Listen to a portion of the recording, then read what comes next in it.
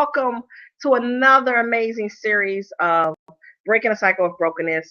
This started out with being a prayer to my children that I never thought would turn into being a book. And so this is the opportunity that I thought would be absolutely amazing, which has been overwhelming in a good way, to hearing various stories from people all over the world share their stories as what allowed them to be broken, but then what did they do to overcome their brokenness. And I know that there's so many people that's out there that's going through something who could relate, or they may be going through it, but at least they'll know along the way of their journey of whatever it is that's broken them, that they too can overcome it as well.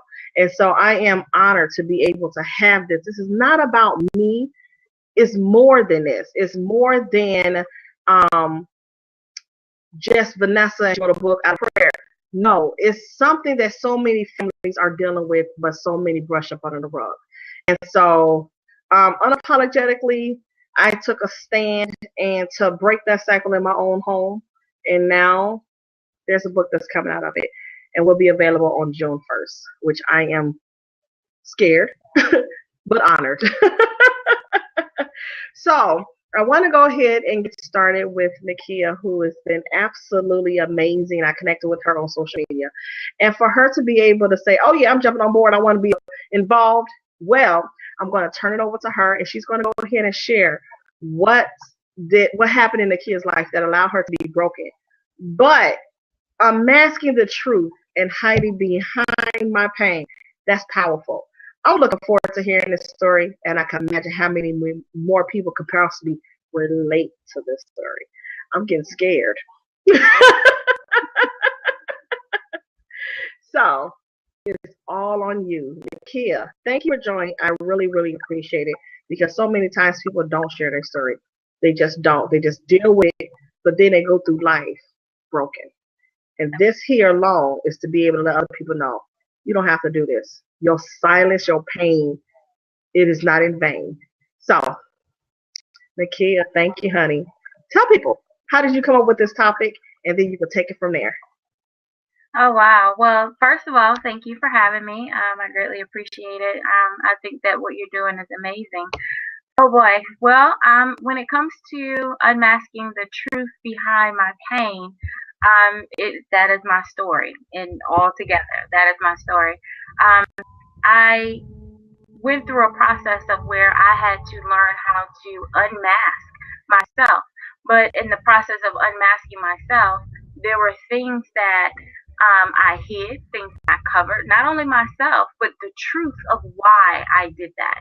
I didn't want to tell my story. I didn't want to share those things with anyone, because I didn't want anyone to look at me as like, okay, something's wrong with her, And so it started at a very young age.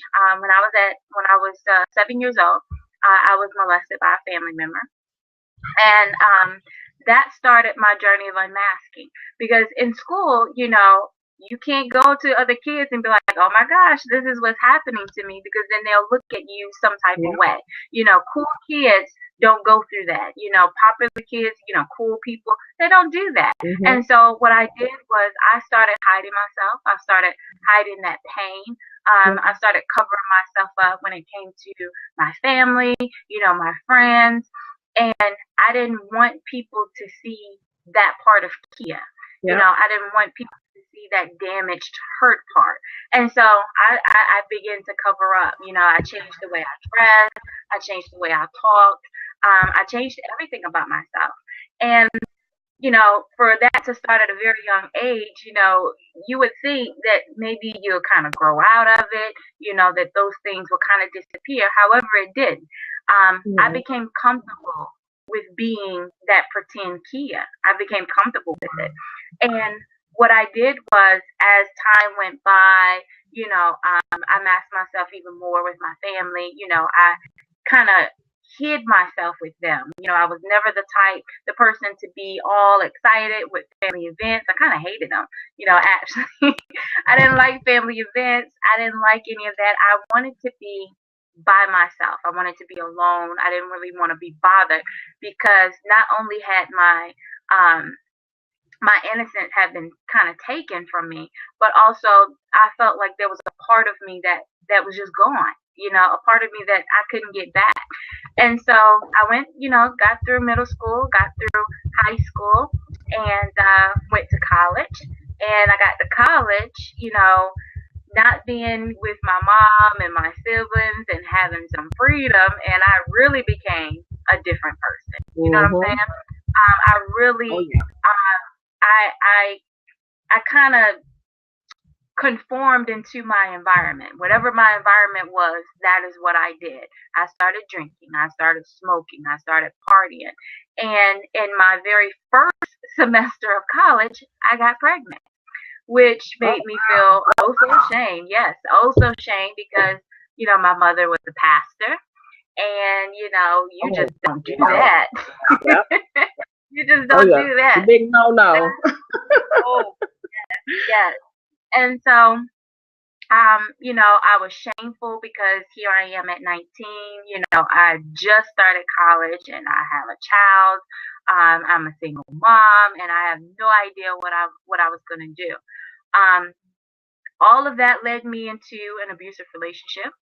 I got into a relationship with a young guy. He was a drug dealer. I was in college partying and drinking. I loved the lifestyle. I got with it, and I thought that it looked good. I thought it was going to be good. However, I got beat every single day. Every day that I was with him, beat. Got to the point where my life began to be in danger because he put a gun to my head, threatened to kill me. And so here I am, and I'm sitting I'm in this relationship, and I'm like, okay, God, like, this is crazy. And it's amazing how I knew God, I knew of Him because I went to church, and I was my mom's a pastor, so I was in church like almost every day. But I really didn't really know Him for myself. And I was like, God, I need you to help me get out of this relationship because this dude is crazy. Like, he's gonna kill me. Well, like sometimes we do. We ask God for His help. We make promises. We do all these things, and He helped me get out of that situation. And I went right back into it. Completely different person, a different relationship, but the same cycle. I went back to an abusive relationship, and it damaged me. It really did. It really broke me. It put me in a place where I had no idea who Kia was. I had no idea what was going on, and I knew that there was something that I needed to do for me to get out of this situation. And so I made excuses going through my life. I made a lot of excuses. I blamed my issues on other people. I was like, oh, well, if this wouldn't have happened to me, then I wouldn't be this way. Or if this wouldn't have happened, that wouldn't have happened. And, it got to a point where I had to really sit down and evaluate myself. And I think that was the hardest process that I went through, because I had to not only look at the environment that I allowed myself to be in, but the choices and the decisions that I made in my own life. And so when it comes to unmasking the truth behind my pain, it's more than just seeing that, this happened to me and then I went through this and I went through that. But it's also understanding that, okay, yes, I went through that, but then some of those were some of the decisions that I made in my life. And so it calls for us to take responsibility for some of those things. I couldn't keep putting blame on, what happened with this or what happened with that. As being 7 years old, being molested, I can't blame myself for that because I had nothing to do with that. However, but when it came to certain situations and certain things that I've done, I had to learn how to step up and take responsibility and be like, okay, Kia, this is what you did. This is what happened. Now that you know that, what are you going to do to change that? What are you going to do to turn your life around? And that's what I had to do. So that's where it came for me to really get to a point where I had to unmask the truth. I had to stop hiding the truth. I had to stop covering that thing up, and I had to face it. And that was deep. It was hard. It was tough. It was difficult. And I felt as though the pain was too much to bear sometimes. It was too much. I'd be like, God, I can't do this. It hurts too bad. Or I don't want to see it this way. I don't like the way that this looks, or I don't like the way that it feels. But I had to get to a point where, it's like, okay, this is what it is. And you can't get out of that until you face what it is. And that's where unmasking my truth came from. Wow. This is scary, what you're saying. Because so many people relate to that. So many people don't even speak about it. Some people not even here to be able to say, I went through it, And then you just constantly, every time you were speaking, I was like, dang, I'm really getting the confirmations that, Vanessa, this is, people need really, in your soul that people need to hear this, right? But you're giving me more. The more I do this series, is giving more confirmation that how many people out here suffering. They suffering in silence. They think that, if I say something about it, somebody turns around and they're going to look at me like I'm crazy. They think I'm, you know what I mean? It's like, or they're making an excuse. Well, that person, you put yourself in that situation. What did you do? You know what I mean? And sometimes people, and I'm a believer of it, you women, we as women, the first thing that we look to as for a man's version is our father. How many women are raised by single parents and don't have a real solid example of what a man looks like? How are you treating my mom? You know what I mean? If you're treating my mom like crap, or you barely show up for me, so what you expect me to be able to look at the image of what I think this is what a man is? So now I'm in this situation and you looking at me like I'm crazy, but where were you at? So when you say you was molested, I'm thinking about the things that I wrote in my book. I wound up saying something about my parents. How can I expect my parents to be anything when they were broken? How do I expect my father, who is my father, to be there when he was too busy being selfish? So why would he care if his daughter being passed around like a piece of meat? You see what I'm saying? And so it's like so many people are going through this, and so many people are crying now, and so many people are praying out, but then they too scared to move. They too afraid to move. And that's a problem. I don't want my daughters to go through what I went through. I want my son to be in the image that I was in those relationships. You see what I'm saying? That's something I don't want, because I know what it feels like. So when that prayer was done, it was done from a place of where I don't know where I'm going, Lord. I don't have a clue, but I know I could call on you. But I need your help right now. I don't have a solid foundation of how to raise these kids and what's the blueprint should be, or what the not to do. But I know that pain. I know how it feels, but I don't want my babies to go through this. What do I do? Can you help me? And so when you get that relationship with him, like you said, you have to get a relationship with him for yourself. It's not just because we went to church and, now you got to, no. You need, it's an individual heart-to-heart connection relationship. And he'd be able to say, okay, come on, baby, I got you. I always had you. I was waiting for you to come to me. And so I went to him. And when I went to him, I never thought it would turn into a book. Never in my wildest dreams. But when I look back at my babies, I thank God every day that he was there with me every step of the way. Because if I didn't, I would have turned out to be like my mom, broken. I would have turned out to continue to be in broken relationships because of my father. I would have continued to have a pity party like so many people continue to have. And we cannot go along thinking and saying, this is all we know. That's true. No. You know what I mean? Once you know better, you're supposed to do better, right? When you know there's got to be a better way, seek, ask questions, surround yourself around people that want to see you do better, raise these babies better. Because when it's all said and done, these are our next generation. So when I do these blabs, I come to you guys bare. I don't come with you all dolled up because I'm giving you the truth. I want to give you me. I want you to see me. I want you to understand that this is a person who, yes, I have been through so many things just like the next person, but I'm no longer apologizing for stuff that I went through. My pain was not in vain. Your pain was not in vain. We are here to be able to be the voice to the voiceless. And so that, my sister, I thank you. because you didn't have to say that. You didn't have to share your story. You did not have to do that. You could have stayed behind the scenes. And I've done this for so many years. And I held on to this book for 5 years. 5 years. And I'm like, wait a minute, hold on. And when I surrendered, I finally said, you know what, Lord, I'm going to go ahead and I'm going to just get this book out. I had no clue how the heck I was going to do it, what I need to do, what's the first. It's a learning process, but if I was willing to learn how to start a business, if I was willing to learn how to raise my babies, if I was willing to take that step on faith that I took many a times, I'm going to be able to do this as well because he got me.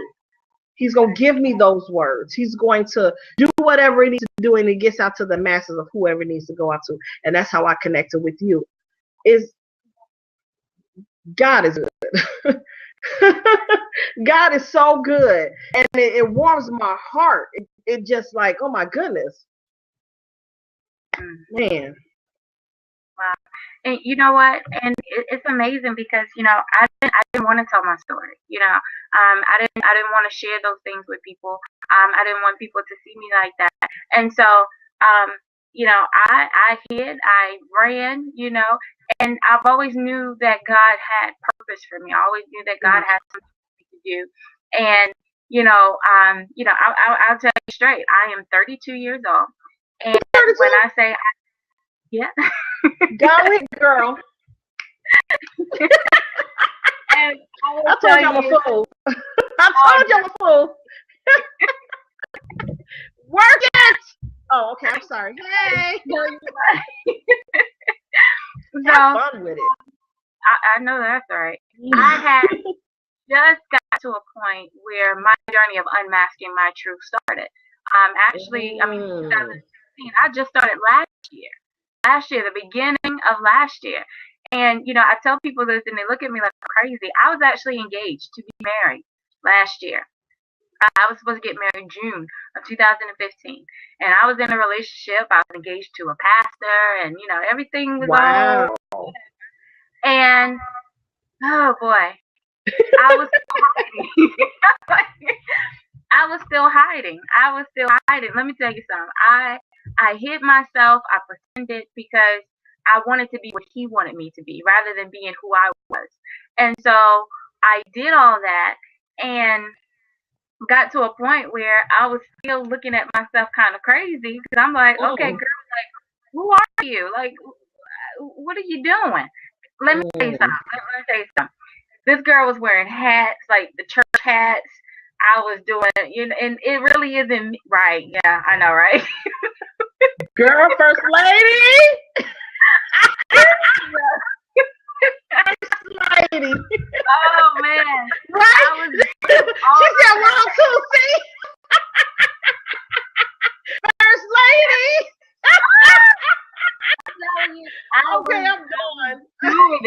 I'm doing it.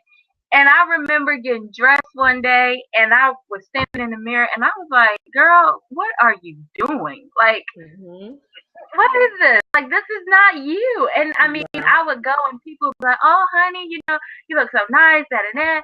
And I was so uncomfortable. And so I had to make a choice. It was either be what he wanted me to be or I needed to figure out who Nakia was. It was almost like I was trying to make the decision if I'm going to do what he wants me to do or if I'm going to live out my purpose. And my purpose was far more greater. I left that engagement. I left him. I left everything. And I needed God to do something for me. I needed that pain to be revealed. I needed it to be healed. I needed to figure out who Nakia was. I was going around doing radio telling people, hey, this is Nakia. And I had no idea who I was. I had no idea. And so, it really was a process to get to that place. And not only that, but like you said, you didn't want your babies to go through that pain. And I have a daughter. And so I didn't want her to go through that. I didn't want her to see me broken. I didn't want her to be broken. I didn't want her to experience the same things that I felt. And so it got to a point where it was like, you know what? Something got to be done. No, I commend you so much. This is I talked about it on another series, uh, and it's a chapter in my book that's called "Would You Date You?" Mm. Sometimes people say, "Oh, I'll date me. Girl, I got it going on." But did you just tell me last month that your hot mess, you was mad at the last person, your ex still calling you, and you miss your ex, and you doing all this shenanigans, you going out, but you going out with somebody else, but you can't take your own self out, but you expect everybody else to take you out and winding down you, and you can't even wind down yourself. Have several seats, get to know and love on you so you can Yes. be able to know what real love is. I'm not trying to be funny, but that's our problem. We feel that we need to be able to say we in a relationship with a man, but it's only a piece of a man. I don't want a piece of a man. I want a whole man. I don't need no man for the season to keep me warm when it get cold. I can turn the heat on for that. If you cannot sit there and be with somebody just going to have your back on them good days, bad days, sad days, up, down days, you and your family working your nerve type days, his family working your nerve type days. These kids done work my last nerve type days, honey. Right. I'm just saying. You know what I mean? So we got to be able to get to know us. We can't expect something from somebody else when we're not willing to give it to, I'm just saying, ourselves. We supposed to put out, we too busy taking everybody else. The kids, the dog even, and we'll be the last person. And then we wonder why we keep running into these knuckleheads. Because you accept the knucklehead. You are attracting a knucklehead. You could say, you could just because you, as I said before, I come bare on purpose. I'm bare. Like you said, you have to unmask it. Yeah. So I'm saying you're going to go up in there with your nails done. You got full of face and you don't even know the color of your face when you take it off. I'm not trying to be funny. You know what I'm saying? You wearing less of clothes because the weather get nice just to get their attention. Let's be real with it. It's something with you, boo. It's not with the next person. You get mad because of the wrong attention because that's what you attract. So you have to know how to date yourself. You have to know how to love yourself, believe in yourself, know your self-worth, and just sit down and have several seats somewhere. Sit down somewhere. So when that right person come along, you can be like, nah, that's what I'm talking about right there. That's a real one right there. He's not intimidated about what I do. He gonna let me be who I am. He gonna love all the flaws and maybe some extra. You know what I'm saying? But he know I'm the best thing for him. And he ain't got to look sideways for nothing else. Because when God was over there designing him, molding him, and let him go through what he was going through, and when it was time for him to say, okay, I'm done with that over there, and I'm tired over this over here, that's when you show up and that man, you meet each other halfway. But if you sitting here talking about, oh, well, I'm in this and I'm doing that, and I don't know why this happening to me, and learn how to love on you. Love all of you. You know what I mean? You got extra fluff, let it too. If you don't like it, do something about it. Don't have nobody self-validate you. You start validating yourself, and that starts at home. Because our children are looking at us. And if this is what we are showing them, what's going to happen when they have children? So people fail to realize that I was told I was going to never be anything. Nothing at all. I lived on my own at 18. I had my first child when I was 16. By the time I turned around, I was 21. I had 3 children. By the time I was 23, I was married and divorced. I wasn't able to go back home. So I'm just saying, I wasn't able to go back home because it was broken over there. So you got broken here, you got broken here, you got these babies in the middle. So what I'm going to do, repeat the same cycle that I seen? I won't have to go through this pain. This pain ain't going to feel right. I don't like it. I'm tired, but I'm willing to allow myself to be broken so I can be blessed. Because I'd rather take it. I'm going to take that heat for my children. I'm going to take it because my children are going to have to take care of me later on. So we got to be able to mold our children right now, in this world, right now. Because at the end of the day, they're going to be taking care of us. So if we're going to sit here and do them wrong, we too busy showing them how to club it up, how to sleep around with everybody, how to do all types of foolishness. What you expect them to do? They're going to bring that same mess to your home. Oh, well, where you get this from? I looked at you first. That's it. That's right. Okay, I'm going to stop. I digress. I'm going to have several seats.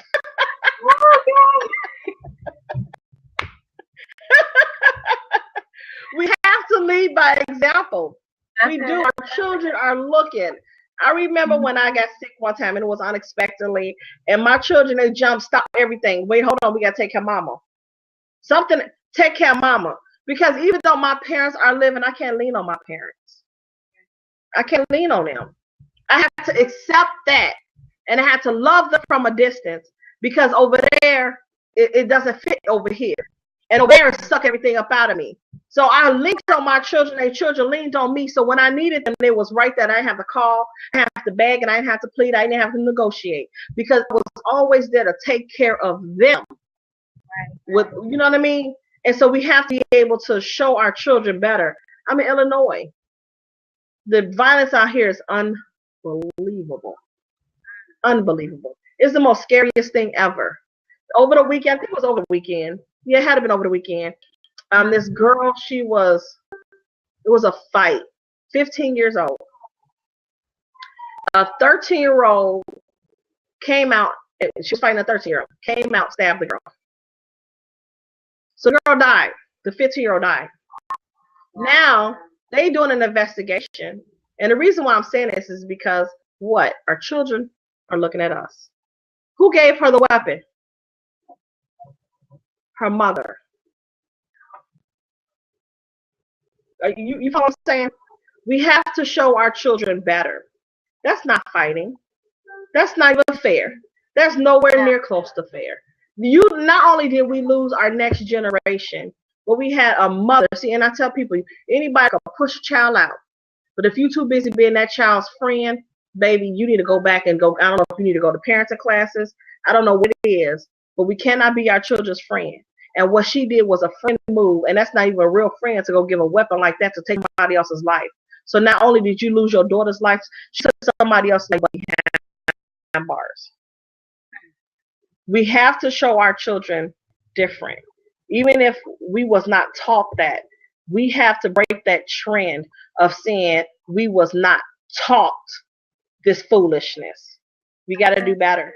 We have to. We have too many opportunities sitting on the table.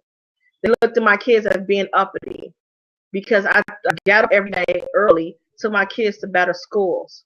No, they're not uppity. I choose to make a decision to put them first. Their job is their education. So if it's not working in where I pay my taxes at, that's fine. I'll make the sacrifice to get up extra early to give them a better education. You see what I'm saying? What are we going to do for our children? Because they're going to get older. My baby is 18. Mama got to have a life. I'm just saying. We have to teach them. We got to pour into them. We got to mold them up. We got to whip them up into shape.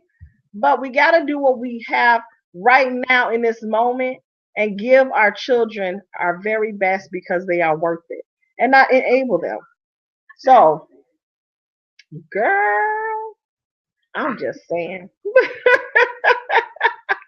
I am just saying we have to do better. We got to do better with our babies. I don't even know what happened over here. Okay, I'm going to go ahead and be quiet because I'm sorry. Take it up with the Lord. He gave me the word and I said, amen.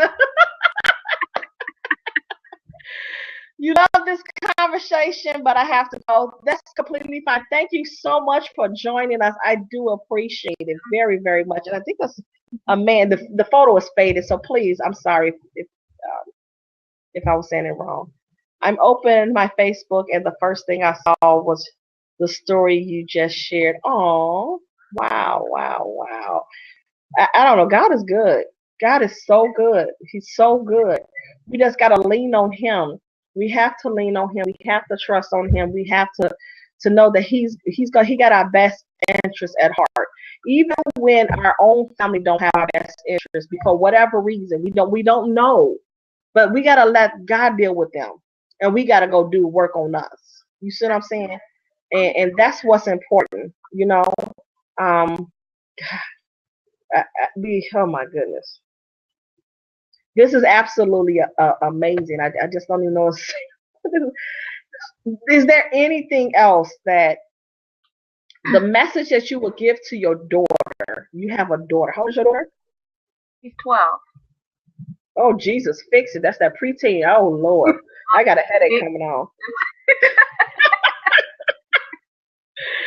What would you tell your daughter? What's one of the messages that you would tell your daughter if you was her at 12?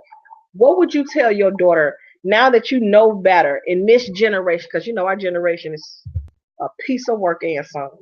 What would you tell your baby? My baby, your baby's 12 now.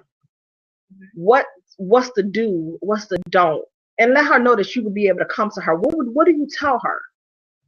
Well, I one thing that I wanted to always make sure of is that my daughter would definitely be better than I was. Experiences, things like Yes, that. yes. I was a young mom, but I still, I know what I experienced. Oh boy, let me see how to say this.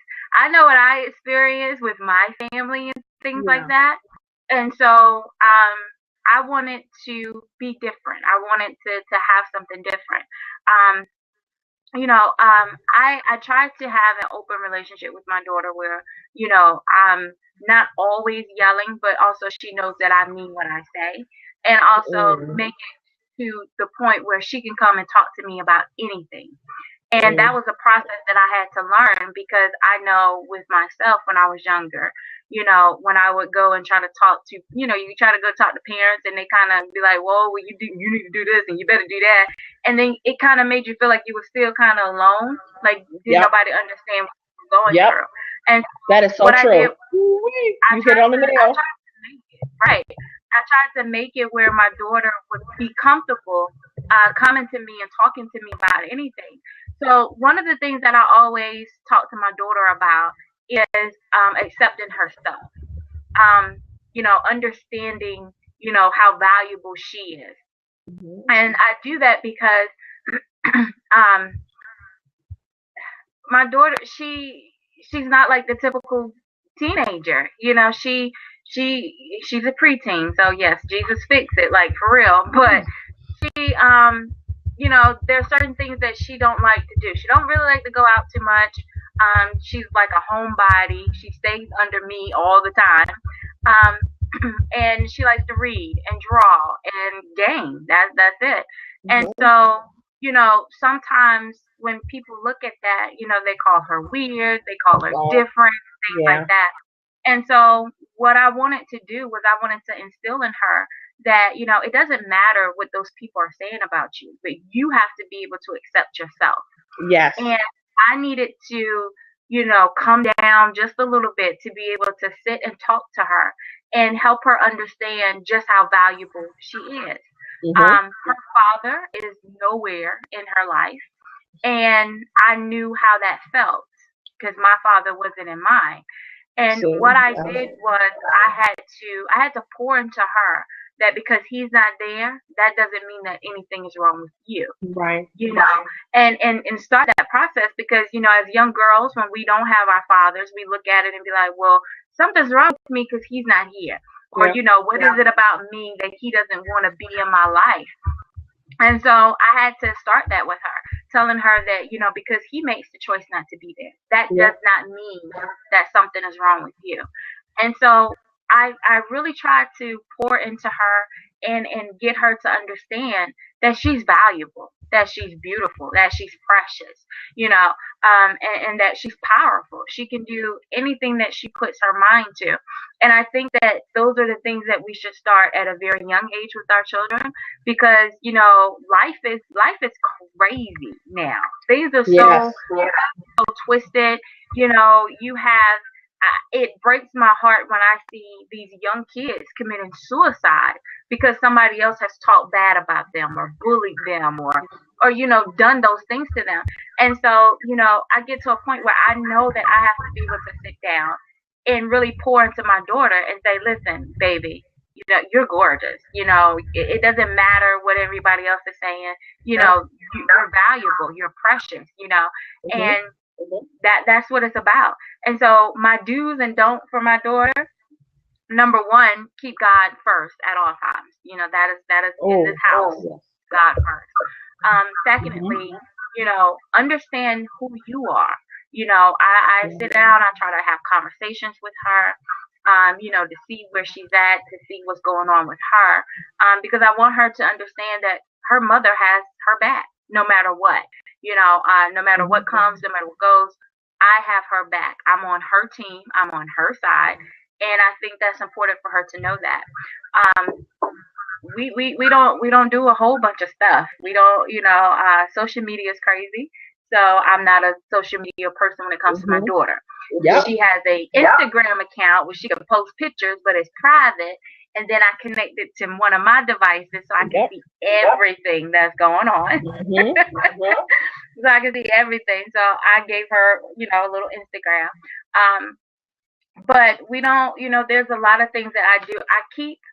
I keep my daughter protected, but then I try not to overbear her.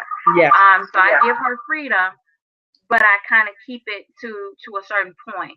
But basically, it's just keeping God first, knowing how valuable you are, because it's so easy at a young age to start masking yourself. It's so easy to start covering and hiding yourself. And I never want that for her, because my whole message, everything with my ministry, my business, radio, magazine, it's about unmasking. It's about, finding out who your authentic self is, that authentic woman, the woman that God created you to be, this powerful, fearless, amazing woman. We need to figure out who she is.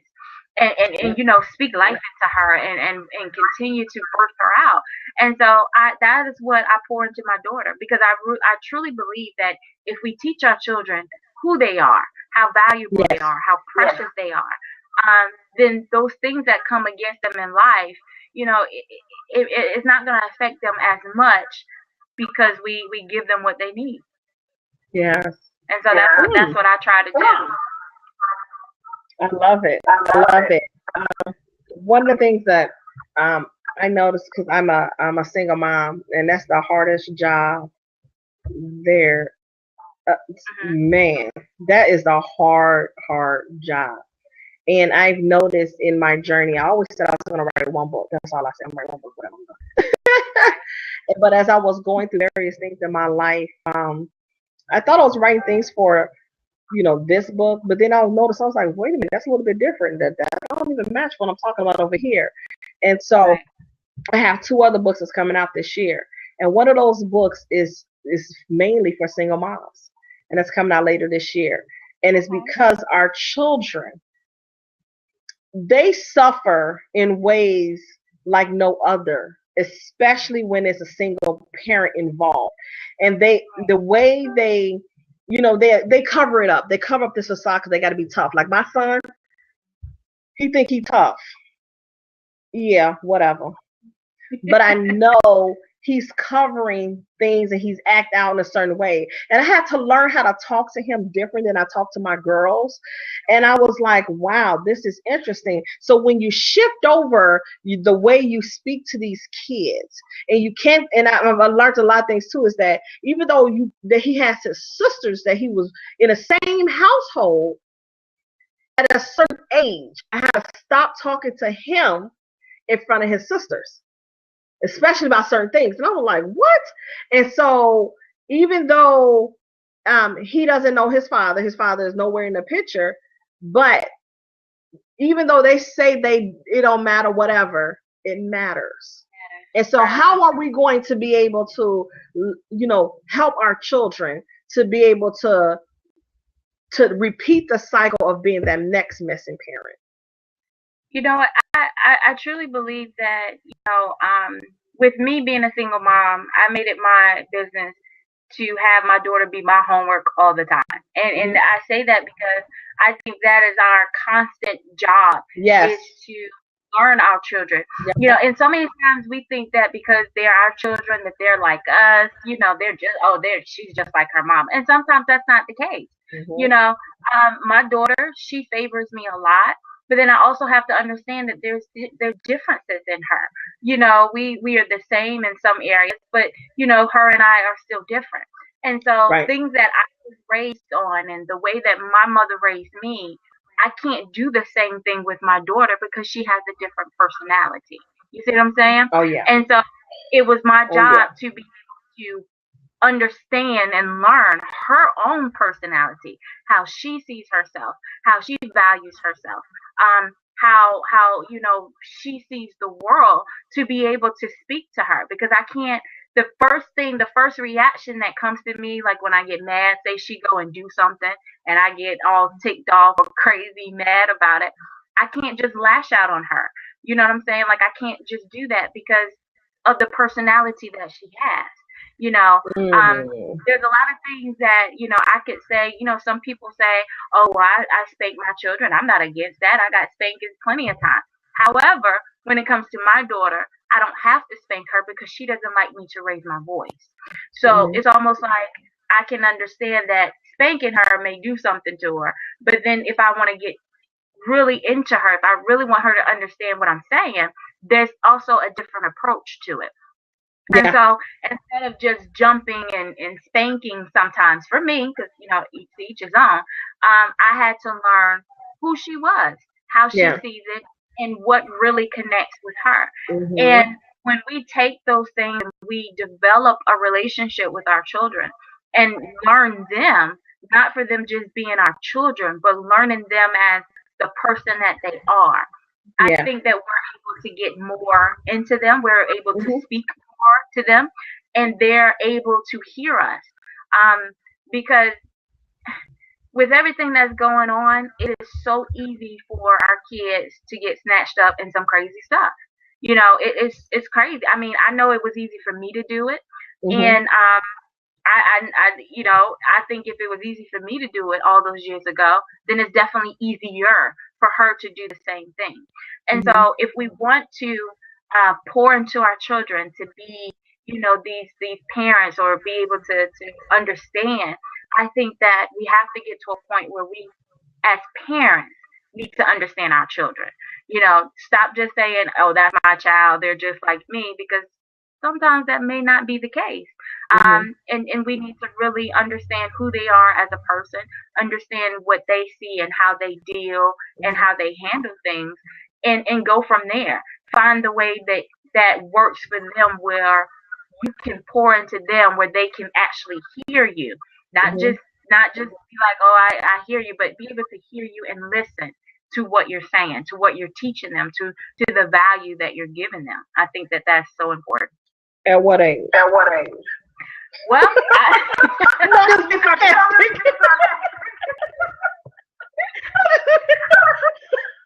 sorry. I think it starts early. It starts early. You know, I didn't start early with my daughter because I was still at a place in my life where I wasn't where I needed to be. So I didn't start early. However, when I started to get myself together and I noticed how me and my daughter was kind of bumping heads, how, you know, what I was presenting to her, she wasn't taking, and we just butt heads all the time. I had to get to a point where I sat down and I had to observe her. I had to learn her. And, you know, do I wish that I started that at a different age? Absolutely. I really do. However, I made sure that I took the time needed to do what I needed to do, where we could start having that relationship and things like that. But see, I commend you for that, though. You know, because just think about it. How many? Do you have two screens open? It's an echo. No, I only have one. Oh, it's an echo. Okay. Jesus fix it. I commend you for speaking to your daughter, recognizing that if you would have started early speaking to your daughter about certain things. That's the process of being a parent. We're not going to know it all, but let's learn it. Let's learn how I could do better. So our children, oh, you hear echo? Do you hear it anymore, NH?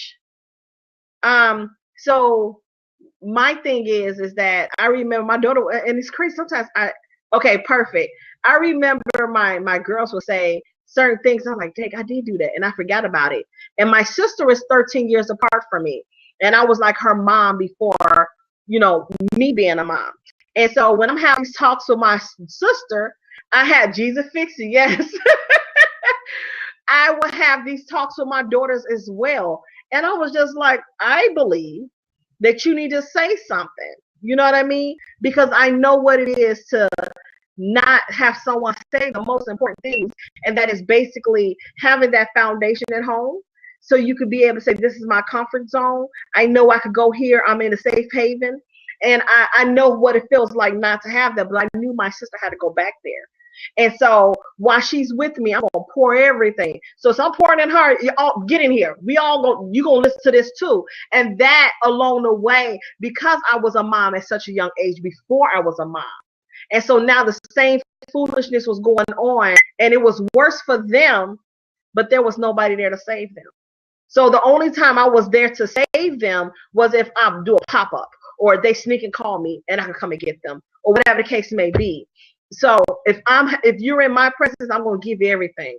So that's what helped me along the way, because I had to grow up so darn fast, and I seen a lot of things, and I was like, this is just crazy to me. And I wanted to be able just to constantly keep some type of comfort zone going where you could be able to come back and talk to me. So like to this day, even though my sister's like, she's 26 now, she still comes and talks to me.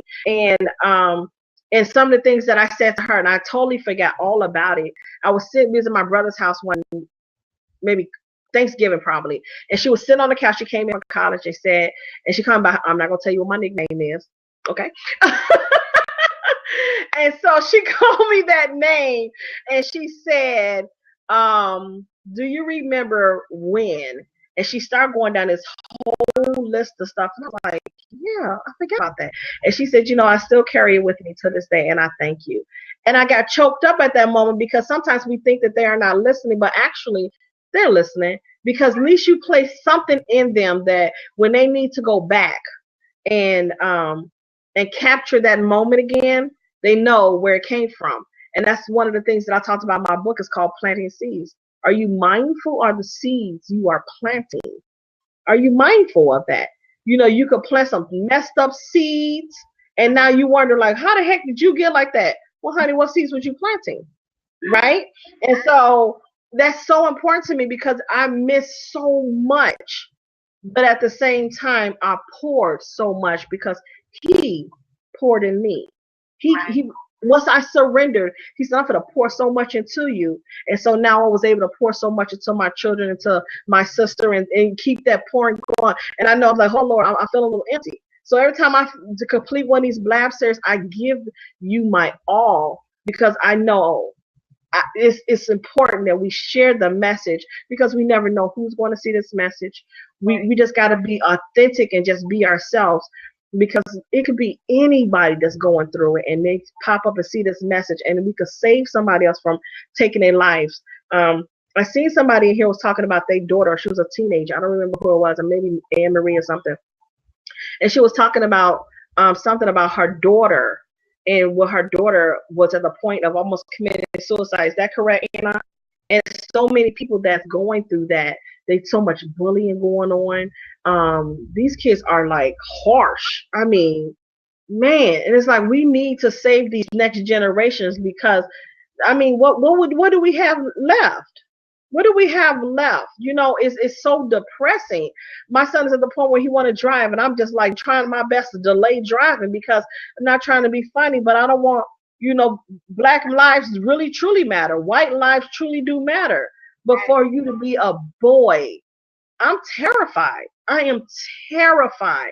And so we got to make sure that we constantly keep pouring and keep educating our children, so they could be prepared enough, and hopefully and pray that our children latch on to the things that we saying to them, because I never thought anything like this would be taking place. I never thought that, people on the expressway, they had a shootout on the expressway. Who does that? It's like, really? You telling me I can't get on the expressway? You telling me I can't go into the city of Chicago where it is beautiful? I can't go there because all the crime that's taking place? It's like, come on. Your life don't matter. You don't value your life. Today is not promised. We have to give and pour our all, so they can be able to say, you know what? She gave this to me. She provided this for me. And it didn't even cost $1. But you gave it because you know that this is the real world. We got to prepare them for the real world. It's cruel, but it's real. So that, I commend you for pouring into your daughter. That's very important. So she don't have to repeat those same masking that's taking place, because she's about to be a teenager. Jesus, oh my God, fix it. Woo, right. Honey, I don't wish none of that on anybody. Them teenagers, y'all can have them. You can't pay me Borrow nothing, nada, no, It's that can't crazy. Yeah. happen. Mm-mm. And you know what, real quick, I just wanted to say that, I think that one of the things, I see the comments about, her daughter and how someone else is saying that she's afraid of her son, her 17-year-old and things like that. My daughter's 12 and I'm scared. I am so scared, Yep. because I see the things that's going on the news and I'm like, I don't take, we don't go to the movie theater. You know what I'm saying? Like, I don't, there's certain Wow. things because it's like you go to places and these are things that are happening. And so, I try to keep my daughter out of certain, environments and things like that. Yeah. If she want to watch a movie, we go rent movies. We make a movie theater in the house. You know what I'm Mhm. saying? Yep. And it's really crazy. I will say this: I was never one to really talk to youth, put myself out there to speak to young kids. But Mhm. there was the incident that happened with the young girl that was killed in the bathroom, where she got jumped and she was killed, and Oh my God. broke my heart because I was sitting there and I said, you know what, that could have been my daughter. You know Yep. what I'm saying? That could have Yep. been my daughter. Like, I could have got up, I could have sent my daughter to school, and I could Yep. have got a phone call saying that something happened to her. Yep. And I think that that really opened my eyes more than what it did before because I didn't even know this young girl, but I cried. Like Yep. I cried because I was like, I could have been that mother, I could have Yep. been that father, I could have been that parent. And with everything that's going on, what I've learned to do is I've always prayed over my daughter before she went to school, but it's different now. I don't just pray over her. I get her little tail up and we're gonna pray together. You know what I'm saying? Yeah. We're gonna talk about these things together. We're gonna discuss these things together because it's gotten to a point where parents are afraid to even let their kids go somewhere. Yep. My daughter be like, I want to go to my friend's house, and I'd be like, honey, I need to know their mama, their daddy, their phone numbers, their everything. Like, I need Yep. all of that. When it comes to social media, there's not a social media that my daughter has that I don't have access to. She Yep. passcodes, passwords, all of that. Like, I keep Yep. up with all of that because things are just crazy. Kids, It is. they don't value life. They don't value their life. They don't value other people's lives.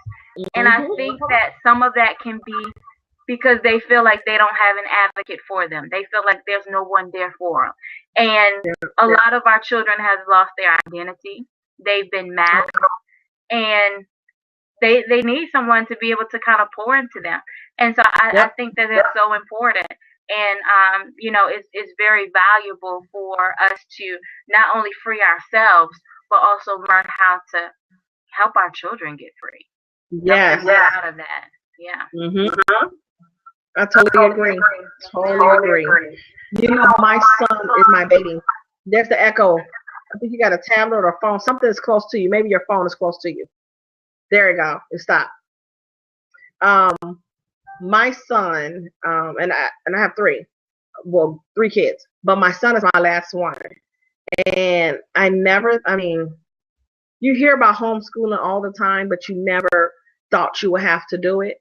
My son, he was going to a school, it was a great school in the city, but it got to the point where he did 2 years there. And I had to pull my son out of school because the violence just got that bad. That bad. And then I turned around and I was like, I don't want to put you in the school by the house because, that's the comfort zone. And everybody love hanging around my son, but this is not that. I'm just not trying to be funny.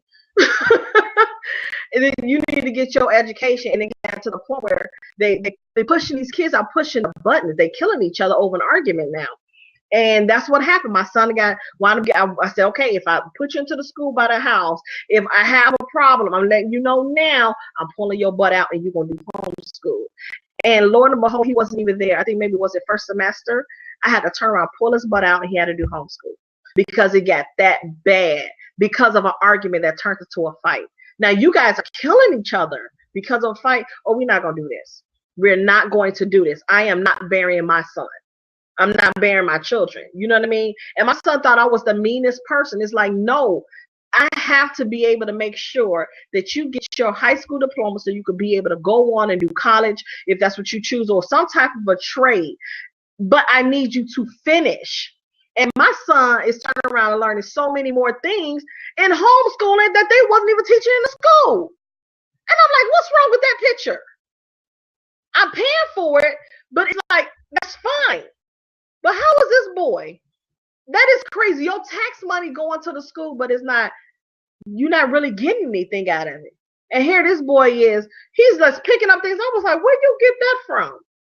You know? And so that's what I had to do. But you got to do what you got to do. But that was heartbreaking for this baby. They send a child off to school and turn around, you get a call like that. What? That's how bad it is over a boy. A boy, just like I was telling you earlier with the girl who had to fight here, over a boy. What? That's too much. That is absolutely too much. So yes, I commend you for if did she get any social media. I thought I was the only parent that do that. My kids thought I was the meanest thing. That's fine. They had social media. You cannot get no phone. Phones didn't take place until high school. If you had a voicemail, I knew the password. You had email because then you have to have an email at school. Fine, I know the password. If you need to have something, I know the password. Call me what you want. Your phone will get shut off at a certain time. Oh well, I'm sorry. You're gonna be in bed. Oh well. Now what you do when you get out of high school, fine. But I have to be your mama first. I don't have time to be your friend, your friend that you go to school with, the friend that you go to the mall with. None of that. We got more than enough time for that. Right now, I need to be your mother. Whether you like it or not, that's my job. That's my duty. Get over it. Because you don't run me. You know what I mean? And if we don't make sure, because there's too many parents out here that are afraid of their children. My kids on the yeah, I'm a little not wrapped too tight. Let me tell you. When I see the kids sagging, I say something. I've been here for so long.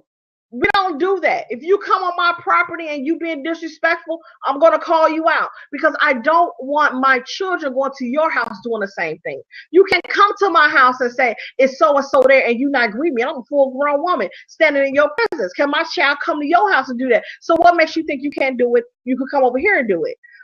So they thought I was the meanest thing until these kids turned around, and it was interesting. It warmed my heart about a month ago. They turned around and came to my house, and just for me to sit down and pour into these kids, not a young adults, they like 21, and they said, Miss Canteberry, you just don't understand. When you would say things and you come across as being so harsh, but now I understand what you were saying. And come to find out, they raised by single parents, and their parents need to teach them these things. And I was like, wow. Even one of the boys came in on Mother's Day and brought me a card. His own mom didn't pour into him like I poured into him. We losing too many of our children. These are our babies to these streets because nobody is loving on them. It doesn't cost anything. They want our time. They want our love. They want us to mold them. They want us to shape them. They want us to support them when they're doing right and get in their butt when they're doing wrong. But more important, just to love on these babies because these babies need us. They need us. And it oh my goodness, it just tear me to shreds because I know what that feels like to be in a household with a parent and y'all just walking past like y'all don't even see each other. Did you ask me I have homework today? What about my dinner? You know what I mean? How was my day? Do you want to spend time with me? Let's go out. Let's do something. Even if it's sitting there watching a movie. It's the littlest things. And so I'm going to stop, girl.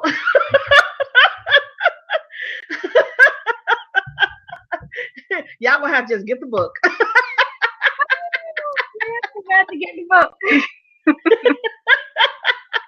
Y'all just got to get the book. And while I think Dr. Finch is still here. Dr. Finch is the one who was going to interview me on a book on the 31st. That's going to be scary because Dr. Finch and we are not only co-hosts together, we partners together, and we are both introverts. So putting two introverts together, we are some stone fools.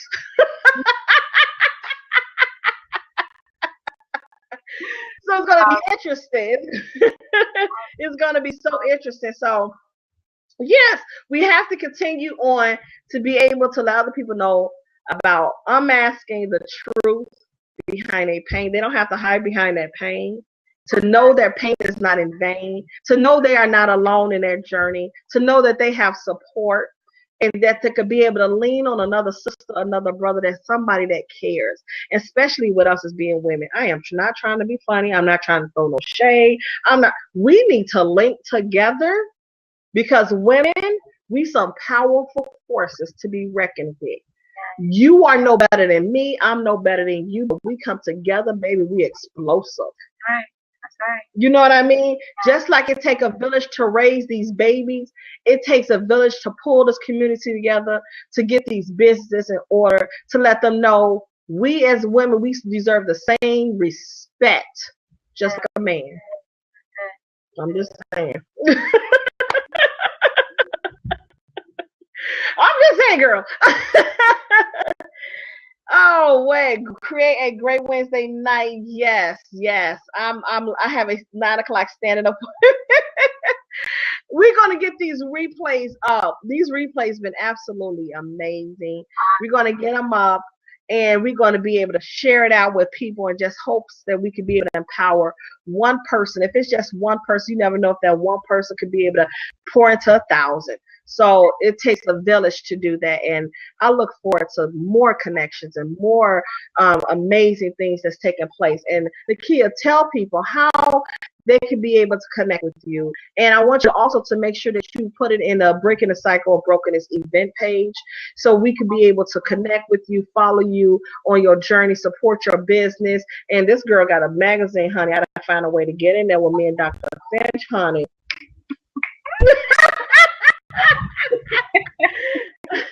I've been watching. I tell people all the time, you never know who's watching. I've been watching you. All 4 of them today, honey. Okay. Thank you, Anna Love. You can connect with me on Facebook, Nakia Evans. Twitter, you can just click on here at Nakia_Evans1. Also on Instagram. We have a magazine called Authentically Magazine. You can go to the website, www.authenticallymagazine.com. Radio shows, Real Talk with Kia, Ladies Table Talk, things like that. All of that, you can see it on Facebook. I actually have a book coming as well. I just posted, yes, and it's called The Woman Behind the Mask. The Woman Behind the Mask. And so it's going to be powerful. I have connected with some awesome women who's going to help write in this book. And this is going to be powerful. It's going to be amazing. We're really going to start a movement with this for women to understand and get to know who they're masking, finding out their true authentic self. And so we have those things coming up. But if you hit me up on Facebook, you follow me on Facebook, I promise you'll see everything, because I'm always posting. So everything will be on Facebook. Yes, ma'am. Yeah, that's true. That's true. I'll be watching. Yes, ma'am. Well, I thank you so much. What's one message that you will leave as a takeaway, because again, we never know who's going to watch this. What's that one thing that you will be able to give to someone that could be able to say, dang, hold on, you got me thinking that? Well, the one thing that I can say, and it may sound cliche or whatever you want to call it, but as for women, and this is, I mostly work with women, but for women, women who are on here, any woman who's going to watch this replay, that you are powerful, that you are amazing. And in order to understand and get to know who you are, you're going to have to deal with that pain. You're going to have to deal with those issues. You're going to have to deal with those disappointments. You're going to have to deal with whatever it is that's stopping you from understanding your authentic self. And more than anything, what helped me is to know that I had a daddy, I had a father that loved me more than anything, that he accepted my flaws, he accepted my mistakes, and he loved me through it. I said so many times that, we as women, sometimes we have moments. I like to say that I have a moment where I'm like freaking out and something's going on in my life or I'm just down. And one thing that I've learned is that no matter what, God loved me beyond that moment. Even though that moment seemed like forever, even though that moment seemed so hard, he loves me beyond that moment. And what we need to do is be able to understand that because we have that love, because we have that support, because he's our daddy, that anything that we can do, anything that we want to do, any pain that we want to get rid of, anything that we want to heal from, that we can. But we just have to make that decision. So everything starts with a decision, and knowing who has you, knowing who you belong to, gives you the strength to be able to figure out who your authentic self is. Wow. So I'm not saying nothing. He spoke for both of us.